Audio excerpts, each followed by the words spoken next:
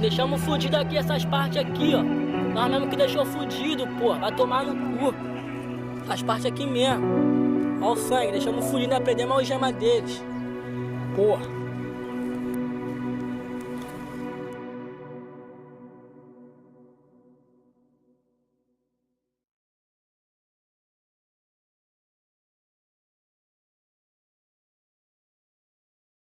O quadro policial da década de 80, ou da atividade policial e seus riscos da década de 80, é absolutamente diferente daquele que nós experimentamos hoje. Naquela época, um policial ia para a rua com uma indumentária que o identificava como um policial. Ele levava um revólver calibre 38, um par de algemas e uma baleira com 6 cartuchos. Ele levava um bastão policial e só. Isso era absolutamente suficiente para ele enfrentar o crime, fazer a prevenção e fazer a repressão imediata dos delitos que aconteciam todos os dias. Com o tempo se foi se modificando. Nós alcançamos um status em que o policial vai para as ruas do Rio de Janeiro portando mais munição do que talvez um soldado experimentando uma dessas guerras que ocorrem pelo mundo. O policial nosso, ele leva 2, 3 carregadores da própria pistola, leva uma outra pistola que a corporação lhe cede para o serviço, também com 2 carregadores, e ele leva de 4 a 6 carregadores de fuzil no seu equipamento, obviamente, para poder fazer face a algum tipo de agressão ou enfrentamento que ele possa se deparar em qualquer momento. A nossa atividade daquela época, que foi a atividade que me chamou a atenção e acabou me conduzindo para a corporação, era uma atividade marcadamente policial. Hoje ela é uma atividade de guerra, tá? E de uma guerra já com uma expectativa de morte muito grande, real e imediata. A solução, sim. Existem... Acho que o país está despertando para a questão da segurança pública. Hoje, nós já verificamos que a segurança pública já entrou no cenário nacional, já existe uma Secretaria Nacional de Segurança Pública, então já tem um entendimento da questão da segurança pública num plano nacional, já se começa a ter um entendimento da segurança pública no plano municipal, então já tem toda uma tendência da questão da municipalização também da segurança pública. Isso vai levar efetivamente ao controle das fronteiras, que são os locais da onde a vulnerabilidade de entrada de armas e drogas no nosso país.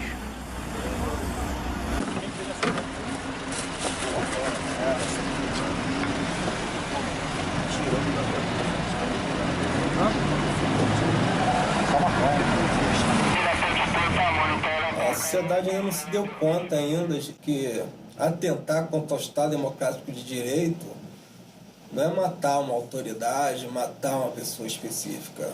É matar quem representa o Estado, desde aquele funcionário mais humilde, mais baixo calão. Essa violência, ela acontece numa região que a gente chama de anomalia. A gente chama de anomalia a região metropolitana do Rio de Janeiro, que é Rio de Janeiro, Niterói, São Gonçalo, Itaboraí e Baixada Fluminense.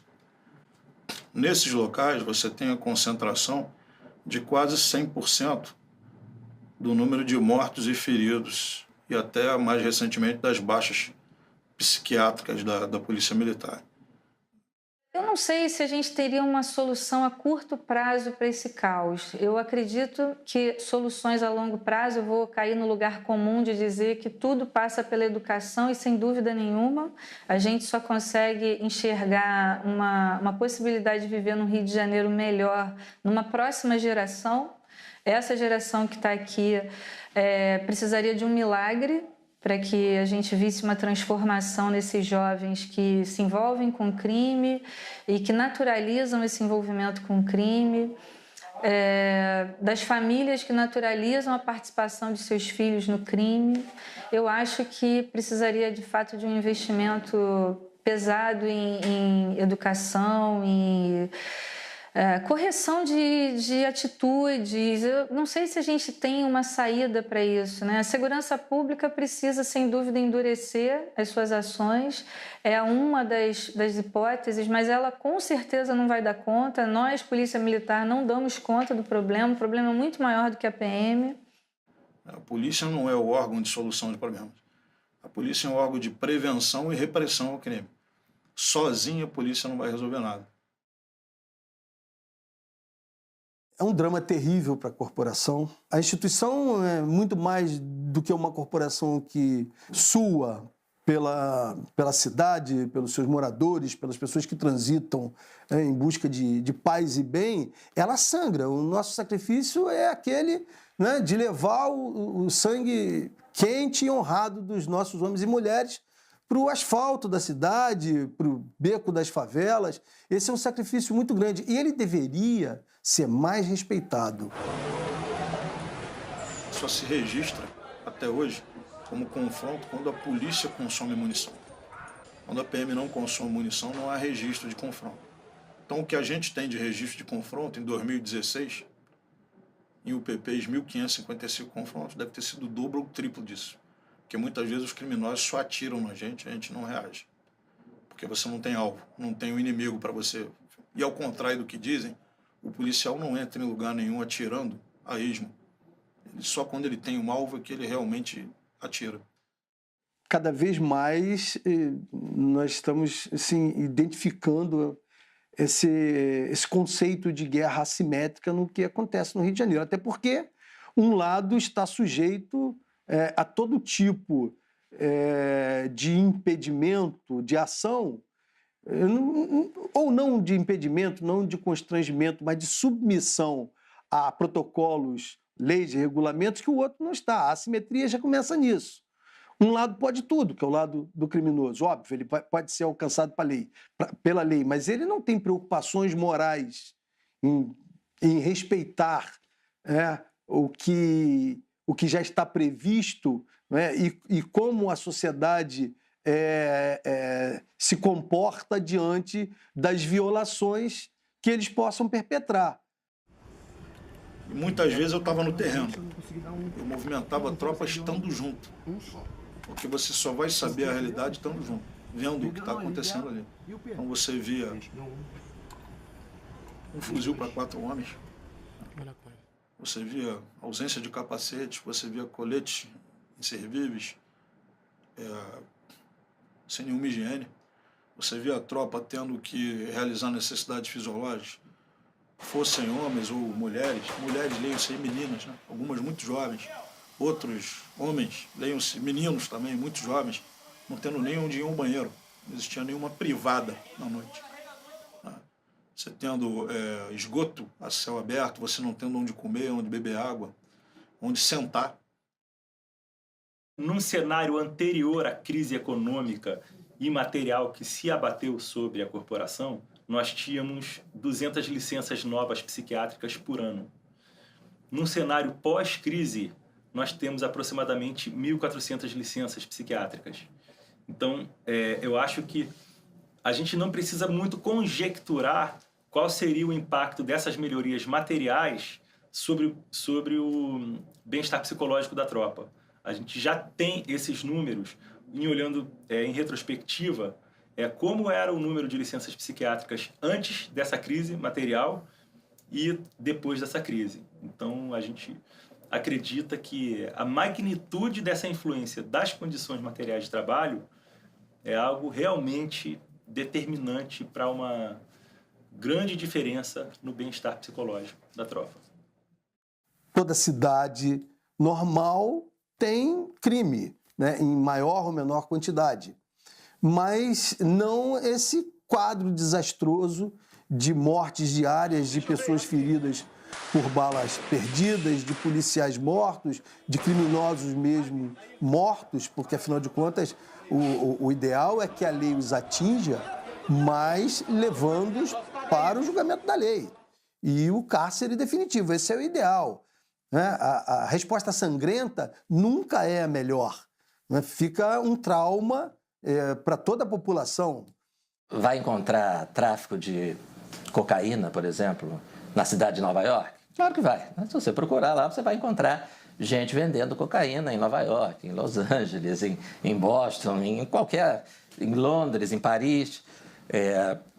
Agora, será que você vai se deparar em Nova York com uma situação em que, por exemplo, num dia de semana, de manhã ou de tarde, traficantes armados de fuzil provocam um cenário em que a visitação à Estátua da Liberdade tem que ser interrompida, né? Quer dizer, por causa da ameaça representada por esses traficantes de fuzil? Eu nunca vi essa situação. Nós vimos há pouco tempo, no Rio de Janeiro, a visitação ao Pão de Açúcar, né, ser interrompida num dia de semana, de dia, né, plena luz do dia, pela ação de traficantes armados com um fuzil. Quer dizer, quanto tempo um traficante portando ostensivamente um fuzil andaria pelas ruas de Nova York, por exemplo? Né? Quanto tempo? Eu acho que eu apostaria em minutos, não apostaria nem em horas. Né? É evidente, né, que ele seria alvo de uma enérgica ação policial e seria considerado um alvo legítimo. Né?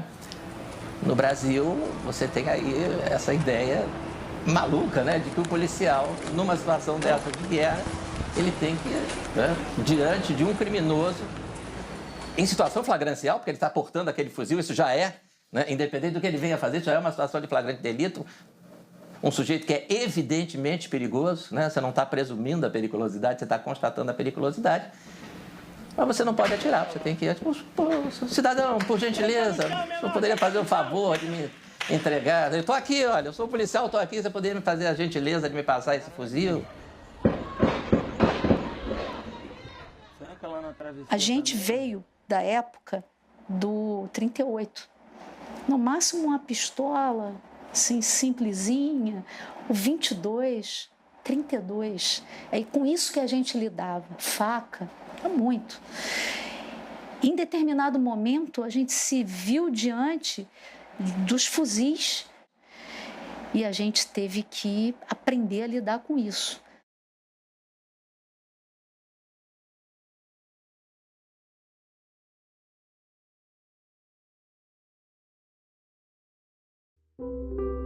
Eu fui levado para o Hospital Carlos Chagas e de lá eu não sei o que houve, que eu fui baleado. L3, L4, L5, S1, S2, caldequina e uma parte do intestino. Meu nome é Thiago, eu tenho 10 anos de polícia e 7 anos de batalhão de choque. Não tive dor, mas também não tinha mais firmeza na perna, obviamente. Caí, rastejei tentando procurar brilho de um outro poste. Foi quando eu olhei meu sangue na perna, já estava vindo mais ou menos a 50 centímetros, 30 centímetros de altura, porque rompeu a femoral. Eu era um bebê de 90 quilos em cima da cama, dependendo de todo mundo. Meu nome é Ana Beatriz, sou cabo da Polícia Militar, sou viúva também do cabo Gilberto Guimarães, falecido em 4 de abril de 2017.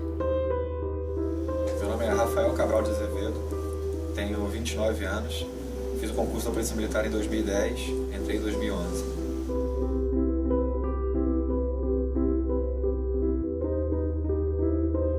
Dizendo, né, do peso que a gente carrega de milhares de mortos, né, milhares de feridos, alguns que a gente fala como está falando com você, né? Como está falando com as pessoas que estão vendo o vídeo, de pessoas que conviveram ao nosso lado. Pessoas que foram mortas em combate, que foram mortas em folga, que morreram anonimamente, que defendem o bem contra o mal, que vibram numa intensidade, que estavam rindo e brincando com a gente, que foram jovens, né, com a gente, como há pouco tempo, né, um exemplo recente, um colega de turma, o Coronel Teixeira, que foi morto em serviço na área de policiamento dele. Aí não é normal a turma se reunir para fazer uma vaquinha, para construir um busto de bronze para ele, uma lembrança, um memorial para ser colocado dentro do batalhão. Daí poderia citar N outros amigos, praças e oficiais que ou estão feridos ou estão mutilados, né? Saiba que tem heróis vivos por aí, anônimos, mas vivos. Brasileiros que, se você conhecer a vida dos caras, você sente orgulho.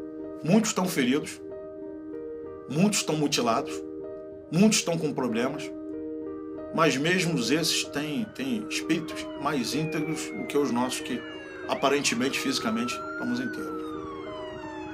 Eu não sei quantas vezes eu fui aos cemitérios cumprir aquela difícil tarefa, porque acaba sendo assim, de participar do momento derradeiro, o sepultamento de um irmão nosso de farda.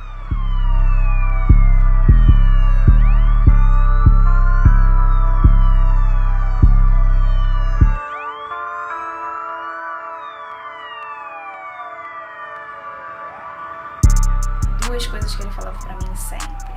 Se um dia aconteceu algo comigo, se um dia eu for preso por qualquer motivo, ou se um dia eu morrer, eu preciso que você saiba de tudo que aconteça. Então a gente era parceiro e cúmplices na vida pessoal e no trabalho. Eu tinha duas visões, né? Daqueles que me comandavam e daquele herói que morava comigo. Daquele cara que saía pra defender a sociedade, que gostava do que ele fazia. Ele era apaixonado pela profissão dele. Então, pra mim, era aquele herói que dormia e acordava comigo todos os dias, que eu sabia que estava fazendo o melhor que ele podia, porque eu o conhecia. Olha, os problemas psicológicos dos policiais militares do Rio de Janeiro, eu diria que eles estão intrinsecamente ligados às condições de trabalho deles.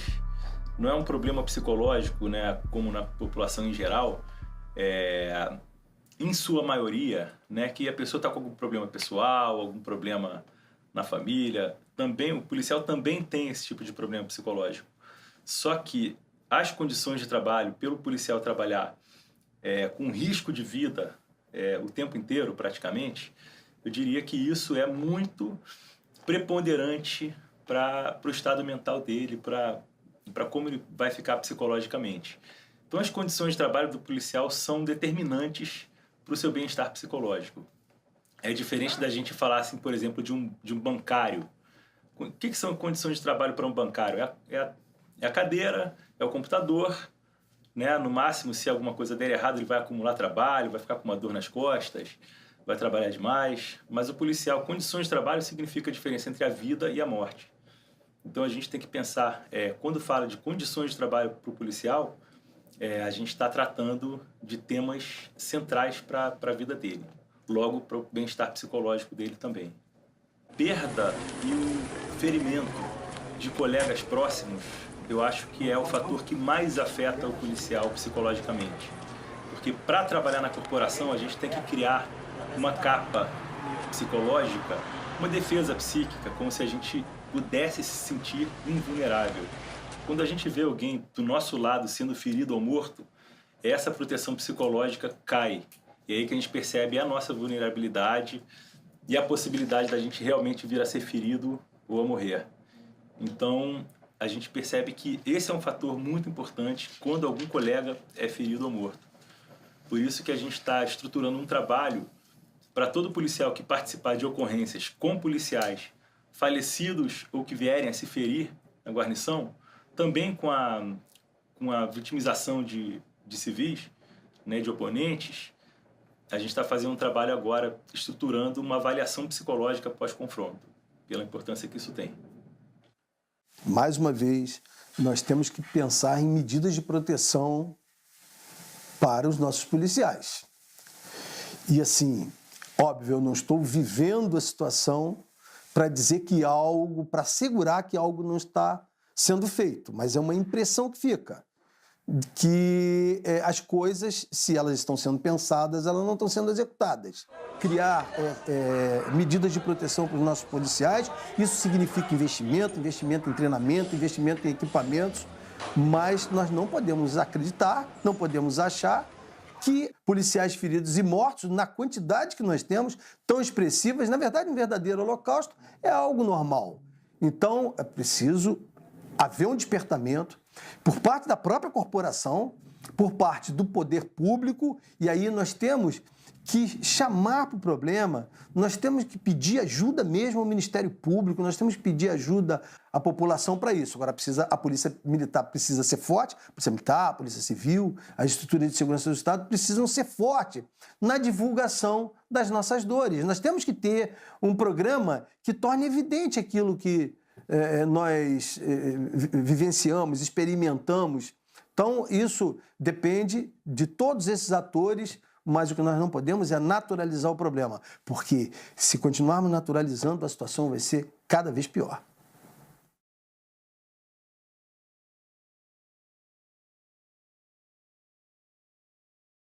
Foi uma motorista que ela foi fazer um passeio turístico na comunidade da Rocinha.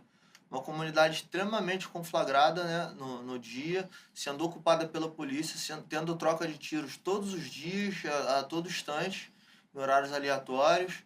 E o meu acidente, a gente estava nessa ocupação, nessa operação, e a gente trocou tiro com alguns elementos, eles conseguiram fugir, e nós fomos fazer a varredura do local, para ver se encontrávamos mais algum. E tinha uma pistola ao solo. E quando fomos de encontro para poder fazer o recolhimento desse material, dessa arma, nós fomos vítimas de uma nova emboscada. A gente, fazendo a varredura desse local, eu tomei um tiro na cabeça, um tiro de pistola .40, onde fez o corte do osso da minha cabeça, mais aqui atrás.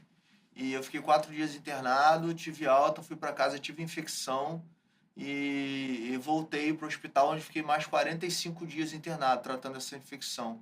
E na minha cirurgia, o médico chegou a falar que eu tinha 5% de chance de sobreviver.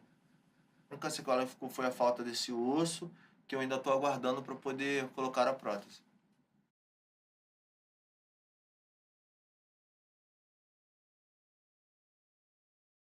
A gente percebe que a Polícia Militar é um órgão muito cobrado. Tudo que dá errado na sociedade é cobrado da polícia. Então é como se fosse um time de futebol em que a defesa está furada, o ataque não consegue marcar gol, o Estado do Rio de Janeiro está assim. Só que o goleiro, que é a Polícia Militar, não pode falhar. Então qualquer falha desse goleiro é muito grave. Então a Polícia Militar está sempre muito pressionada e ela própria pressiona os seus membros, que não podem falhar, que não podem errar, mesmo sem condições ideais e apropriadas, muitas vezes, de trabalho. Então a gente tem que compreender que para tudo tem um limite, a gente não tem uma resiliência infinita. Da mesma forma como a cobrança social recai sobre a polícia, e isso é compreensível, a cobrança pelo adoecimento psíquico dos policiais recai sobre a psicologia e a psiquiatria.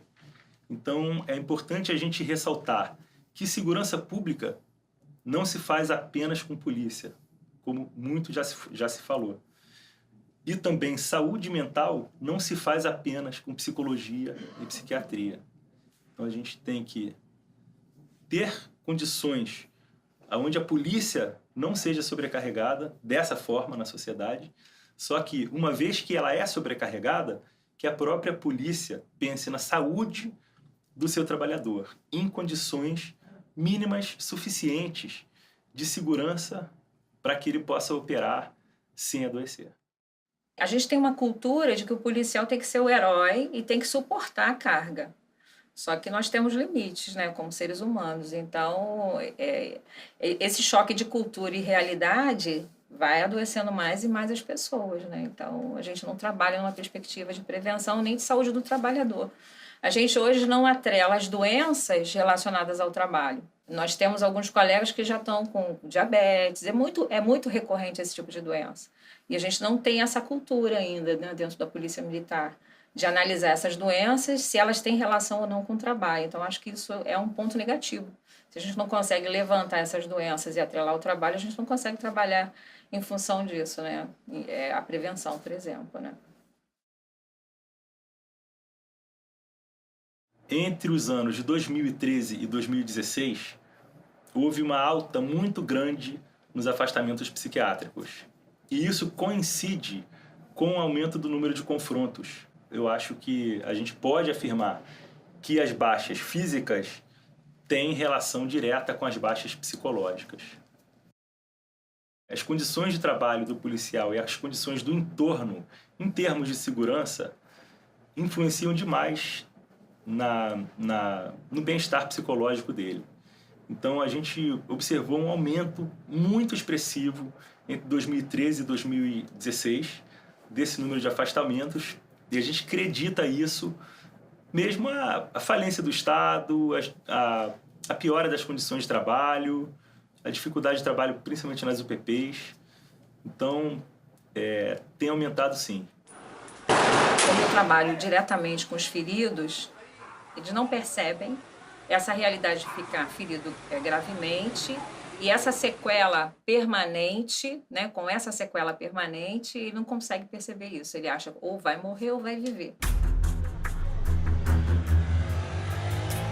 Hoje nós já chegamos a 70 mortos, né, nossos policiais militares, e infelizmente, daqueles que sobreviveram, nós temos hoje 93 deficientes físicos.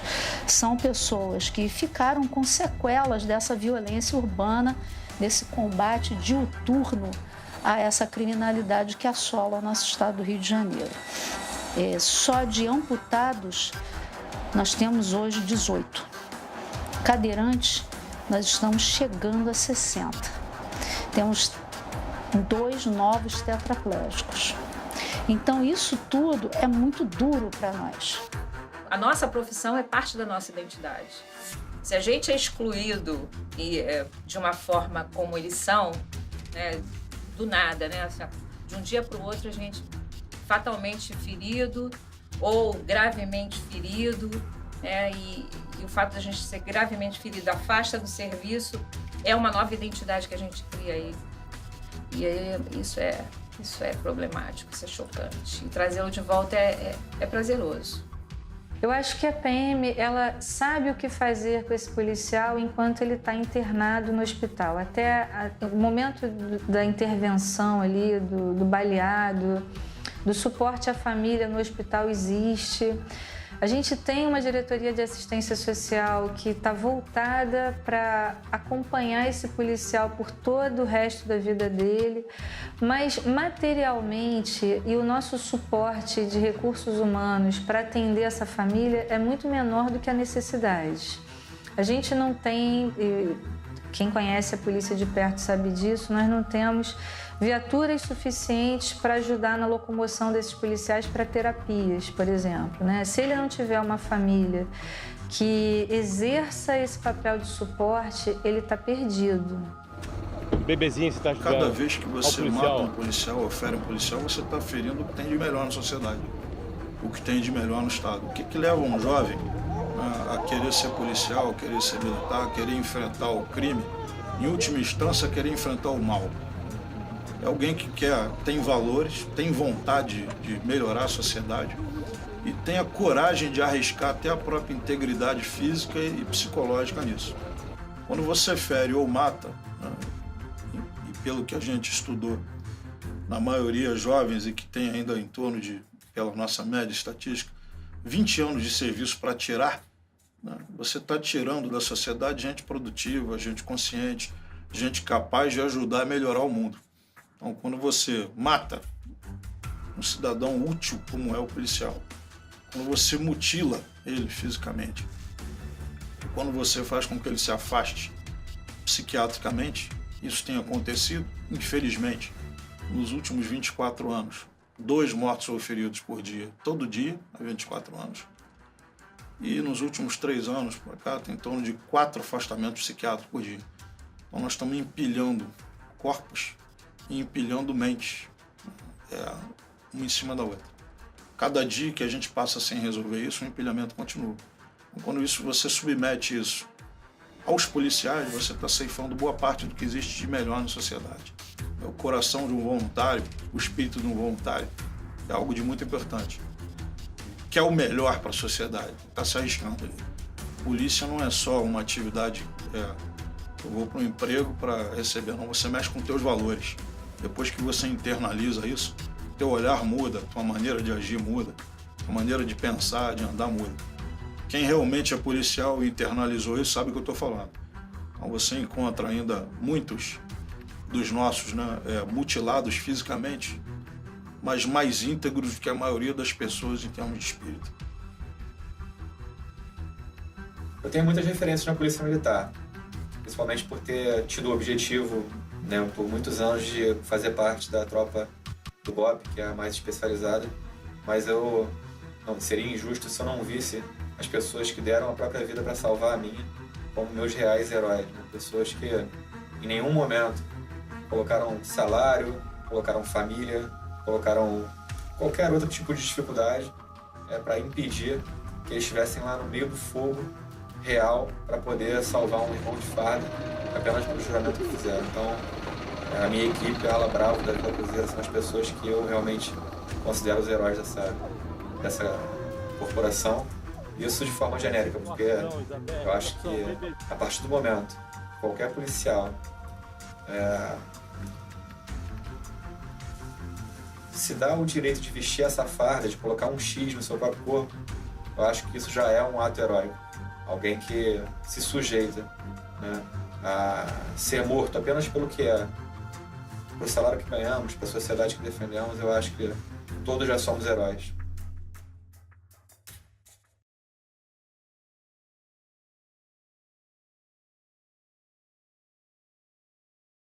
Nós passamos da etapa da Revolução Mundial Comunista, encabeçada pela União Soviética, para... Isso aí sofreu um upgrade nas últimas décadas. Mas, quer dizer, a iniciativa do movimento revolucionário hoje está na mão de 3 grandes forças, que são o globalismo ocidental, são mega empresas, mega bilionárias, certo?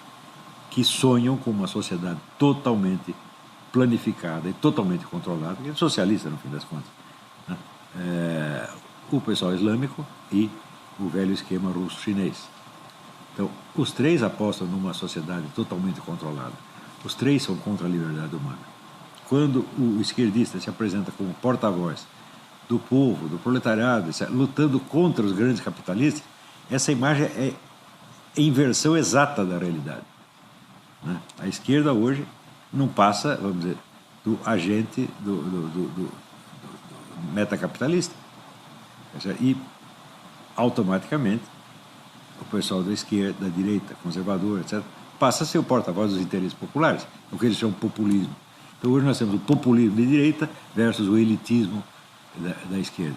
Para esse elitismo, esse pessoal elitista, vamos dizer, eles estão se reunindo, conversando, tramando coisas desde o começo do século XX, não é uma coisa improvisada. Você vê que por volta de 1910, 1920, eles já tinham sistemas de cooptar através de bolsas de estudos todos os principais intelectuais para fazer estudos para eles. Por exemplo, se você pega toda a carreira do Arnold Toynbee, o livro do Arnold Toynbee, Estudo de História, ele não é um livro de história, ele é um livro de estratégia. Como destruir uma civilização, ele mostra ali como é que se faz. Não é isso?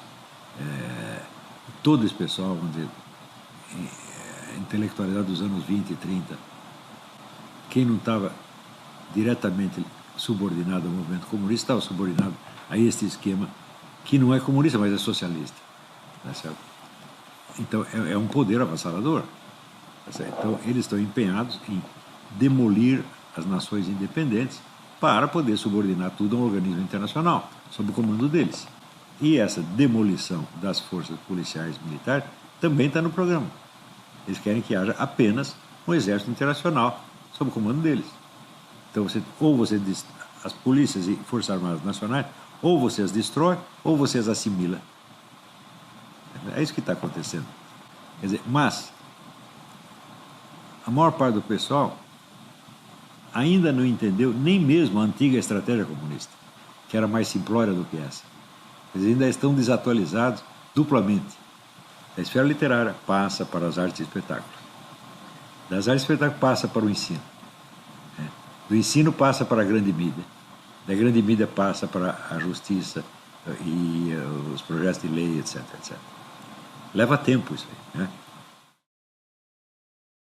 Nada disso é à toa, né? O direito, né, ele reflete valores, reflete ideias, né? Então, quando você tem essa visão, né, a meu ver, distorcida de que o criminoso não é o principal responsável pelo crime, que ele é uma vítima da sociedade, você o vê como vítima, você está dizendo que ele já foi punido pela sociedade, então você não quer puni-lo de novo, né?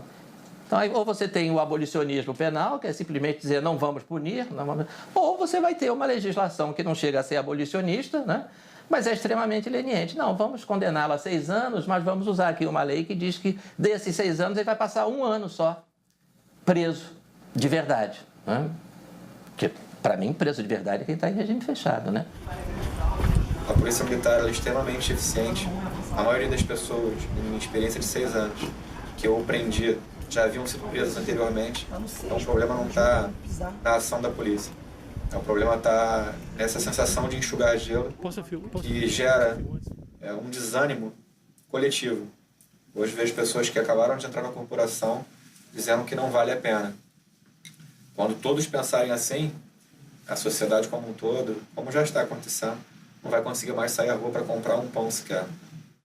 Acho que a pessoa que levanta cedo, que vai trabalhar, que cumpre as suas obrigações, que entende, né, que os seus deveres têm tanta importância quanto os seus direitos, acho que essas pessoas têm sim admiração, acho que essas pessoas sim podem reconhecer, mas nós temos uma sociedade que faz um jogo contra a inteligência tão forte que deturpam, né, a nossa real missão.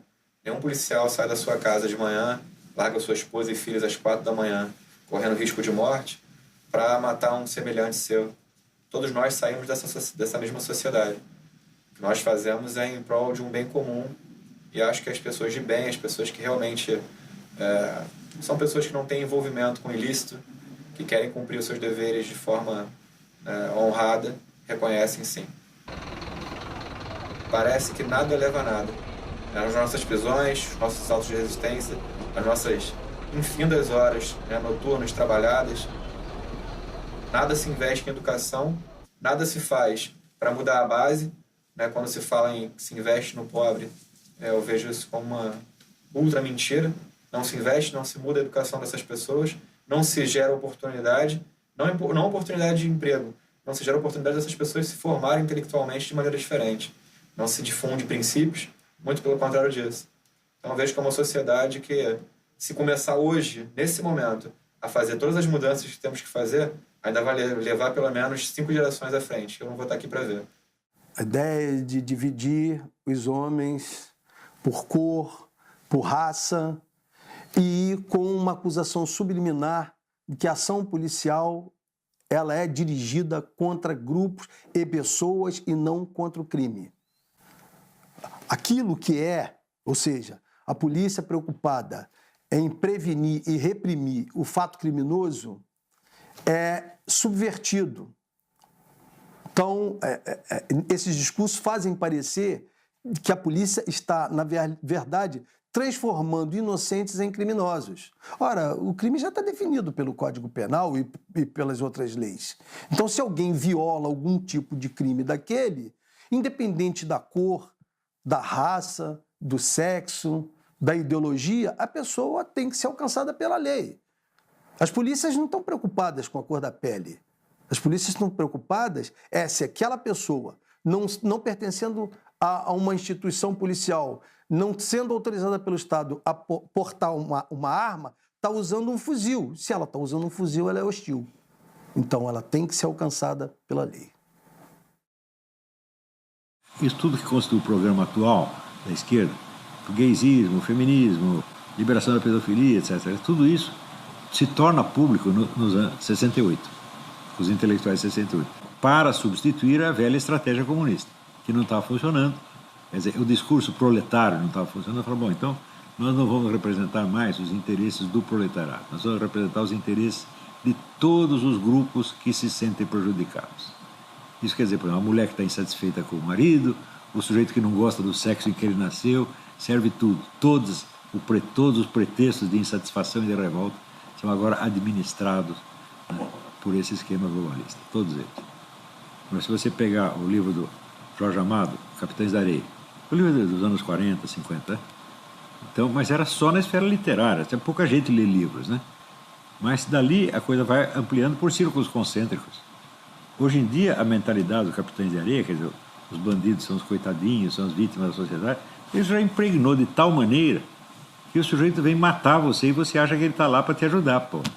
As pessoas ligadas a essa corrente, né, que normalmente têm uma visão ideológica relacionada aí com a extrema-esquerda, elas costumam se referir depreciativamente a nós aqui, as pessoas que pensam como eu, né, que tem que prender sim, que prender resolve, que a impunidade é a maior causa da explosão de criminalidade no Brasil, né, e o problema não é prender demais, né, é prender de menos, é não prender.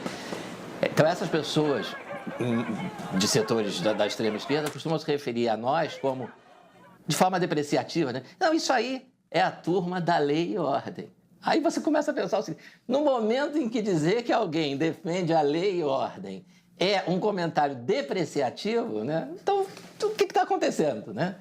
Não, eu não gosto de você não, porque você defende a lei e a ordem, né? Você tem que perguntar, e você defende o quê? Né?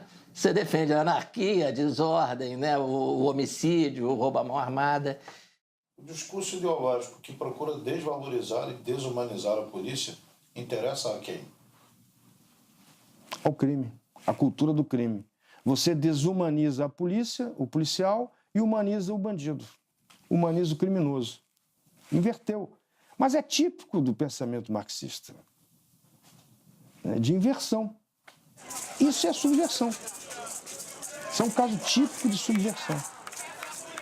Desumaniza o policial militar no Brasil é tratado pior que cachorro. Tem gente que defende mais animais do que um policial militar. Então, você tira toda a humanidade do policial, como se ele não tivesse uma família, não fosse um ser humano, e transfere tudo isso para o bandido, para o criminoso, por interesses políticos, econômicos, culturais, etc. Fizeram uma transposição. Esse é o problema. Ah, matou mais um policial, tem outro. Faz concurso, bota mais policial, morre mais, faz concurso, bota mais. É assim. É como se fosse um almoxarifado. Sempre para facilitar o crime. Sempre para pavimentar e dar condições melhores de trabalho para o crime. Esse é o problema. Então, culturalmente, o Brasil é um país pró-crime, pró-criminoso. Essa é que é a verdade. Então, por isso que a educação não decola, a ciência e tecnologia não decola, está tudo parado, a economia não decola. É tudo pró-crime. Normalmente vem com o apoio ideológico da esquerda. Isso aí é tipicamente de esquerda. De esquerda. Eu falei, episodicamente, gente da direita se une porque quer ganhar dinheiro também, porque também trafica, porque também consome. Então, estão juntos. Mas a clivagem maior é do ponto de vista ideológico.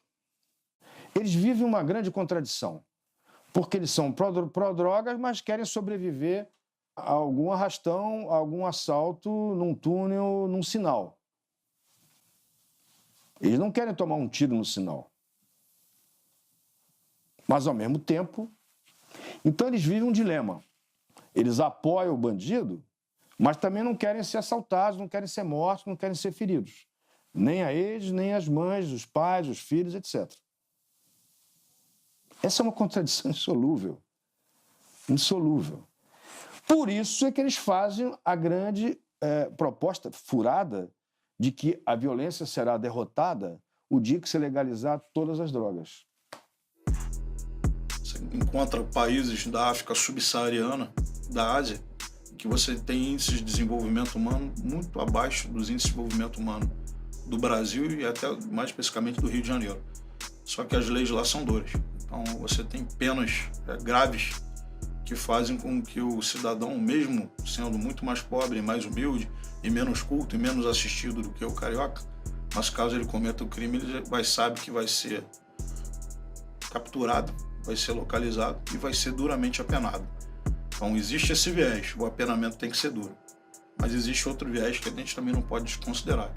Tem que haver investimentos em educação, em cultura, em arte, em lazer, em saúde. Aqui você tem a conjunção dos dois fatores. Você não tem os investimentos devidos pelo Estado nas áreas vamos dizer assim, de evitar que a fábrica de criminosos se mantenha, acabar com a linha de produção. E você, ao mesmo tempo, tem leis brandas e aquilo tudo que eu citei do garantismo criminoso. Essa conjunção de fatores muito perversa e ainda a falta de exemplo que a gente tem, infelizmente, na nossa sociedade. A sociedade, principalmente a carioca, ela vive dentro de uma cultura criminosa. Ela vive dentro de uma cultura criminosa. Em qualquer rua que você chega, tem gente que sabe onde comprar carga roubada, por exemplo. Entendeu? As pessoas compactuam com isso. Esse argumento de que a pobreza gera a criminalidade. As pessoas que usam esse argumento vão continuar escondendo o criminoso atrás desse pessoal pobre. E quando eles fazem isso, quem mais sofre é esse pessoal pobre. Quando eles dizem que a polícia não pode entrar, que é a polícia que leva a violência, eles na verdade estão escondendo o criminoso atrás de gente que precisa da polícia ali dentro.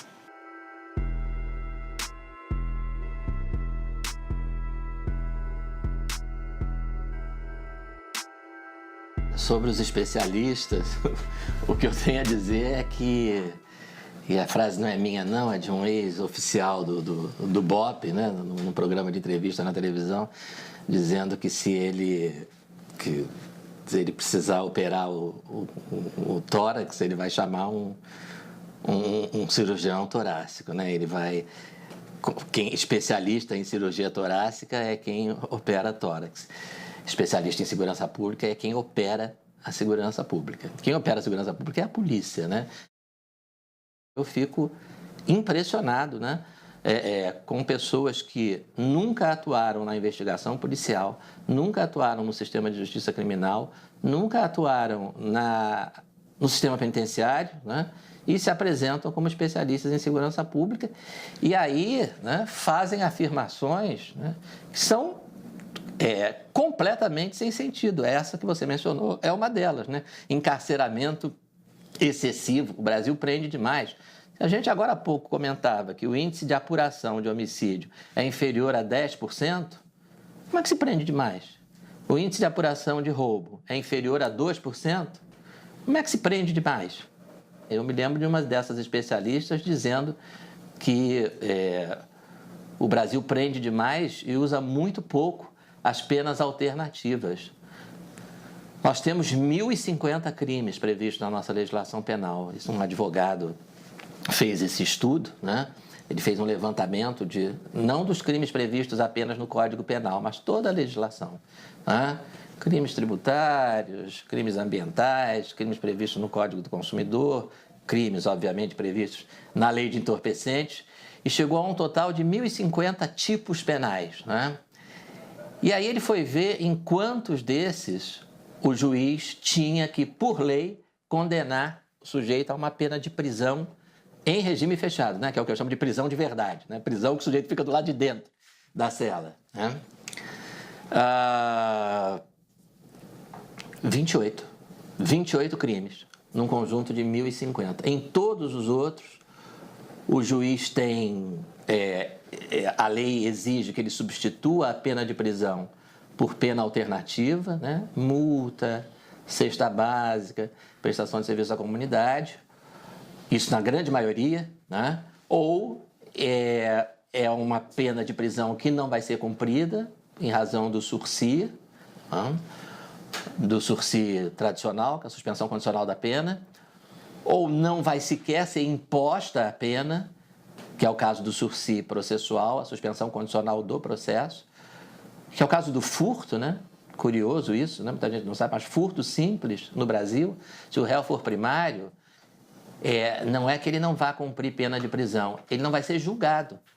O processo é suspenso, ele não vai a julgamento, né? Como me perguntou uma vez um amigo que é leigo, disse assim, então quer dizer que no Brasil todo mundo tem direito de furtar pelo menos uma vez, né? Então o primeiro furto sai de graça, zero, né? Não tem punição nenhuma, não tem processo, né? No mesmo momento em que o promotor oferece a denúncia, que seria o início do processo, o processo é suspenso. Tem um problema de encarceramento excessivo, né? Quando, na verdade, né, primeiro, eles trabalham com números absolutamente inflados, né? Então, hoje a moda é dizer que o Brasil tem 700 mil presos, 720 mil presos, né? O Brasil não tem esse número de presos. Quem fala isso está confundindo preso com apenado, né?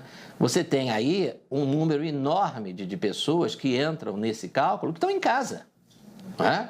O goleiro Bruno está em casa e ele está nesse número de 700 mil presos. A ex-primeira-dama do estado do Rio de Janeiro está em casa, né? Uma belíssima casa, um belíssimo apartamento na zona sul do Rio de Janeiro. E está nesse número, né? Você tem aí, nesses supostos 700 mil, que na verdade não são 700 mil, porque mesmo considerando esses apenados, o número, segundo o CNJ, é de alguma coisa em torno de 620, 630 mil. Mas você tem aí perto de 152 mil que estão no regime semiaberto, né? Eles estão presos? Estão, sim, durante a noite. Durante o dia você vai encontrar com eles por aí. Aí eu insisto, né, naquilo que eu já havia mencionado antes. Em termos de discussão sobre segurança pública, porque o que interessa a segurança pública? É neutralizar o criminoso, né? Quer dizer, o criminoso que está nas ruas, ele tem que ser segregado, ele tem que sair das ruas. Você vai computar como preso quem está segregado da sociedade. E no Brasil, estar segregado da sociedade significa estar preso em regime fechado, né?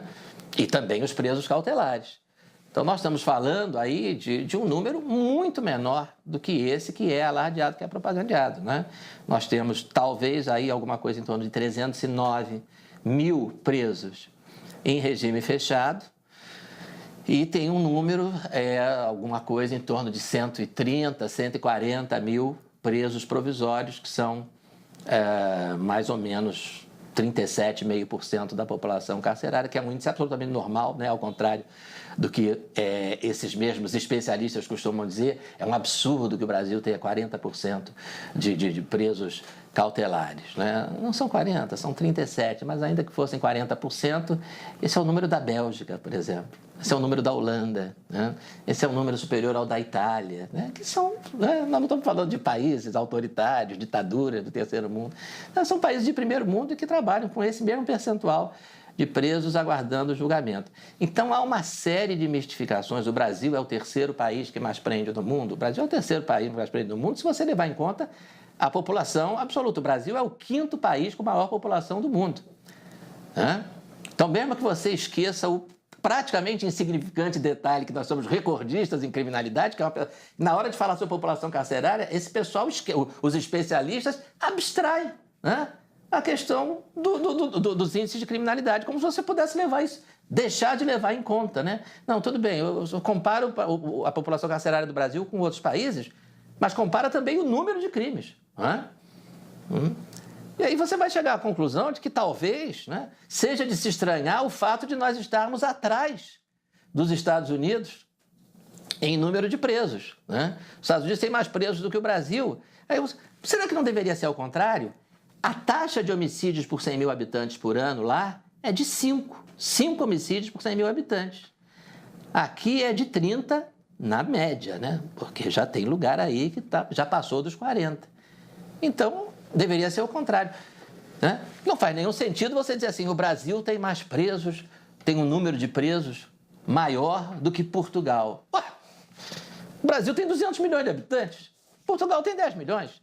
A única comparação que faz sentido é a do número de presos por 100 mil habitantes, proporcional à população. E aí, mesmo com esses números absolutamente inflados de 600 mil, 700 mil, mesmo computando como preso quem está em casa, mesmo computando como preso quem está nas ruas durante o dia e só vai para a prisão de noite, nós somos apenas o 25º lugar. Para um país que é recordista de homicídio, recordista de roubo, recordista de um monte de coisa, né? Recordista, a gente de vez em quando esquece de falar isso, né? Recordista de crimes de trânsito, né? Recordista de mortes no trânsito, 25º no ranking mundial de população carcerária, não, absolutamente não é uma posição que nos permita dizer que há um encarceramento excessivo. Essa confusão, às vezes feita por falta de informação, às vezes de forma deliberada, né? Essa confusão entre superpopulação carcerária, que é um problema real, inegável, né? E encarceramento excessivo. São coisas completamente diferentes.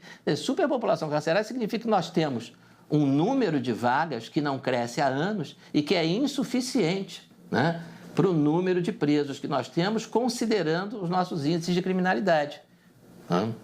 Então, nós não prendemos demais, pelo contrário, nós prendemos menos de 8% dos homicidas, menos de 2% dos assaltantes, né?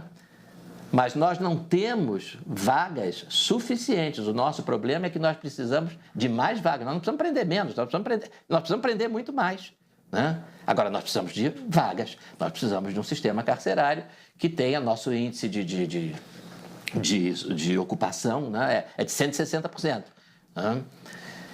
Que, evidentemente, não é, embora seja um quadro longe de ser raro no mundo, né? Você tem praticamente todos os países que não são de primeiro mundo com índices de ocupação superiores a isso, ou por volta disso, 60%, quer dizer, você tem 60% a mais de presos do que você tem de vagas. Agora, uma coisa muito interessante, a gente estava falando sobre ideologia, né? Todas essas ONGs que fazem campanha contra o suposto encarceramento excessivo, né? Um problema inexistente que elas inventaram, né? Sabe a outra coisa que elas fazem campanha também? Contra a construção de novas vagas. Elas se reuniram, mais de 40 ONGs, num negócio chamado Agenda pelo Desencarceramento, e levaram ao Palácio do Planalto, foram recebidas em audiência pela então Presidente da República, né, uma pauta da Agenda de Desencarceramento. Isso aí está publicado nas redes sociais. E o primeiro ponto é, em forma de palavra de ordem, nenhum real gasto com construção de novas vagas no sistema penitenciário. Né? Não queremos nenhum real gasto. Prender não resolve. E aí, essa agenda foi lançada em novembro de 2013, se a minha memória não falha. E aí você chega no início de 2017, as mesmas ONGs fazem uma campanha, talvez vocês tenham visto, mostrando presos amontoados numa cela. Os presos eram modelos, né? Eram presos fake, a cela era fake, era tudo fake. Mas, enfim, dizendo as condições carcerárias no Brasil são desumanas, né? Por culpa do encarceramento excessivo, não podemos continuar com isso, precisamos desencarcerar quem não precisaria estar preso. Então, vejam como a coisa é planejada mesmo, né? Quer dizer, em 2013, 2014, você faz uma campanha de boicote, você vai ao Presidente da República dizendo: nós exigimos que não seja gasto nenhum real em construção de novas vagas no sistema carcerário. E aí, em 2017, você faz uma campanha, evidentemente você omite essa sua agenda anterior e diz: olha, os nossos cárceres estão superlotados. A solução é soltar, a solução é desencarcerar. Né?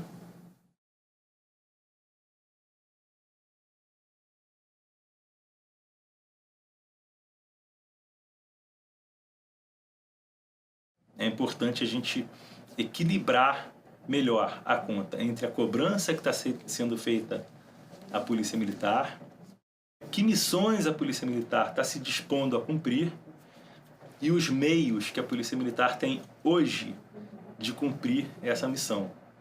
Ressalto a necessidade da gente atentar para o fato de que o ser humano, né, de que o policial é um ser humano com limites para a sua resiliência, que a rusticidade não dá conta de tudo. É importante trocar a rusticidade pela resiliência. A resiliência tem limites. Mas a gente atentando para a resiliência, a gente pode levar o homem muito além do que a gente imagina. Só que se a gente ignora os limites dessa resiliência, a gente quebra o ser humano. E com isso a gente fica incapaz de cumprir melhor a nossa própria missão. Grande esperança são os vocacionados. A grande esperança são aquelas pessoas que querem fazer a diferença. Porque elas, se vitimarem, vai ficar assim, que nem eu. Vai ficar reservado, vai ficar em casa, torcendo para alguém. Isso é 10% do que você foi na rua. E se você dava 100% de si, você começa a cobrar 100% de todo mundo. Eu diria que eu sangraria mais 20 vezes. Que eu perderia mais uma perna, perderia mais um braço. O que eu faço não é por dinheiro, meu salário não é digno em 12 avos da missão que eu cumpro. Eu faço isso aqui porque eu tenho um filho de 4 anos, porque eu tenho esposa, mãe, pai, irmãos, amigos, pessoas que frequentam a mesma sociedade e que, sem ter, né, o policial militar, sem ter esses lobos para ir para a rua, para impedir o mal de chegar, essas pessoas não teriam o mínimo de liberdade.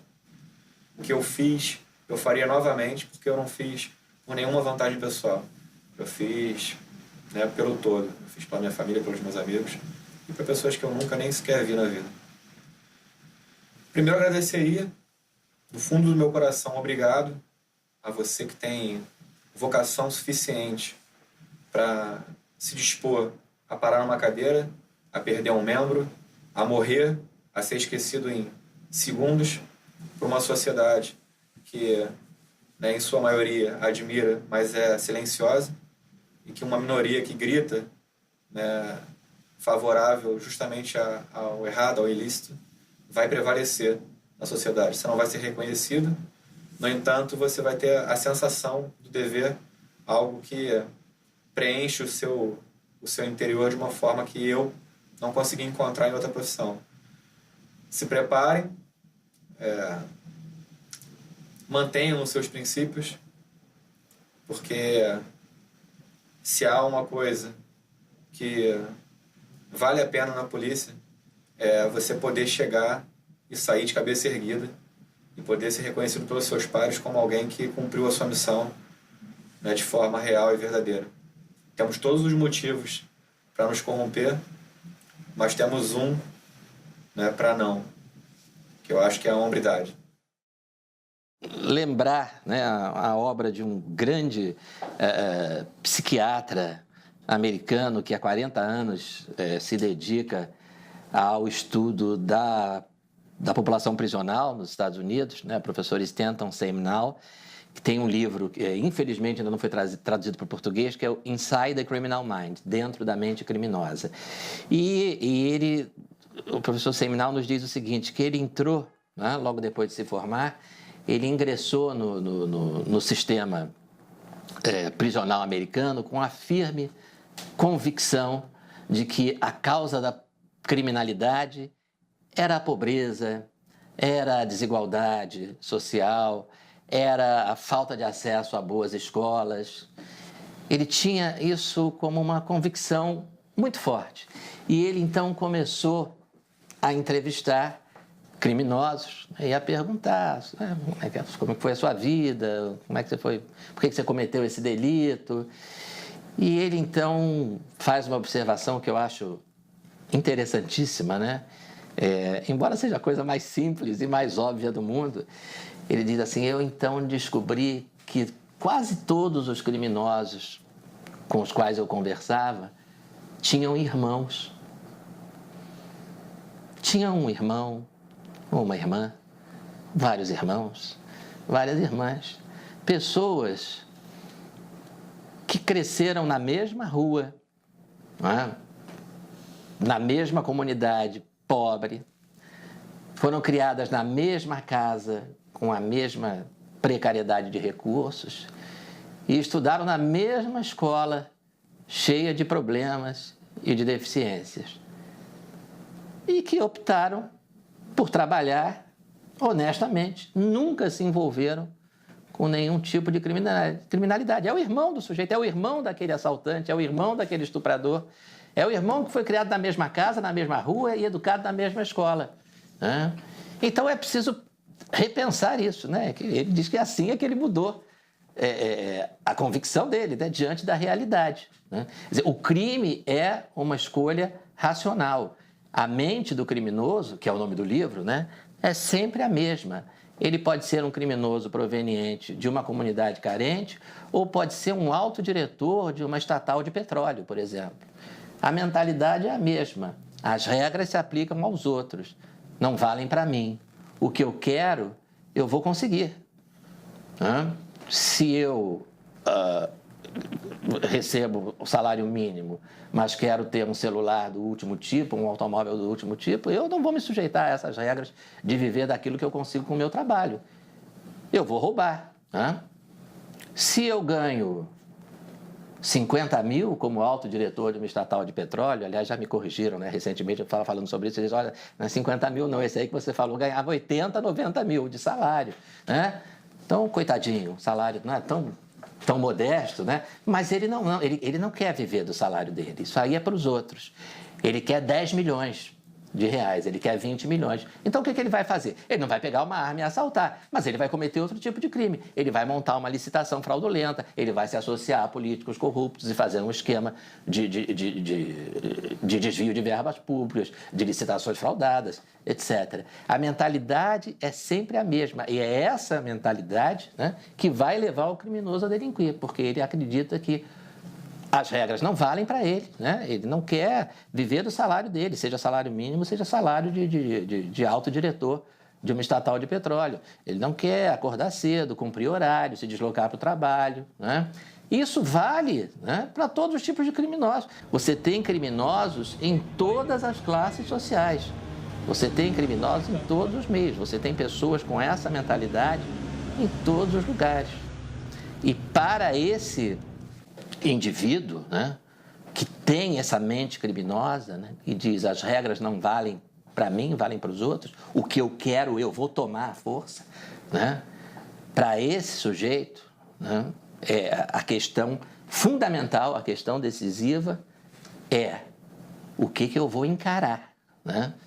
Quer dizer, a decisão de cometer o crime é uma decisão racional e o maior freio a essa decisão é a ameaça crível de uma punição, o que é o mesmo que dizer que o maior estímulo ao crime é a impunidade. A raiz da explosão da criminalidade brasileira não está nas nossas escolas ruins, as nossas escolas são ruins, é muito importante melhorar a educação, ninguém está negando isso, é muito importante reduzir a pobreza, ninguém está negando isso, mas o que causa a criminalidade é a impunidade, e é essa que nós temos que combater. Essa é a natureza da nossa atividade. E quando nós ingressamos, muita coisa na nossa vida muda. E tem que mudar. Não pode ser diferente disso. É uma profissão que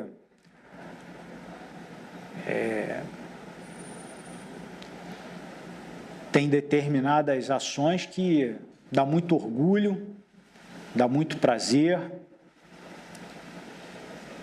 E só quem enverga essa farda, só quem participa diariamente, só quem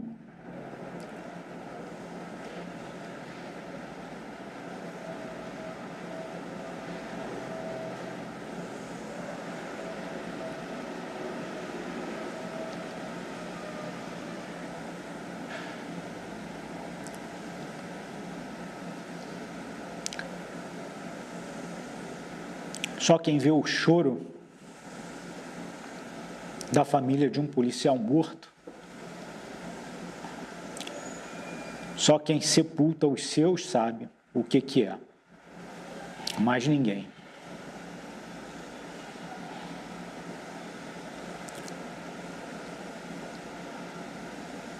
A nossa certeza é que nós vamos continuar trabalhando, vamos continuar lutando, porque nós queremos uma polícia militar forte, uma polícia militar melhor para o nosso futuro, para o futuro da nossa família. É isso que nós queremos. E é assim que vai ser.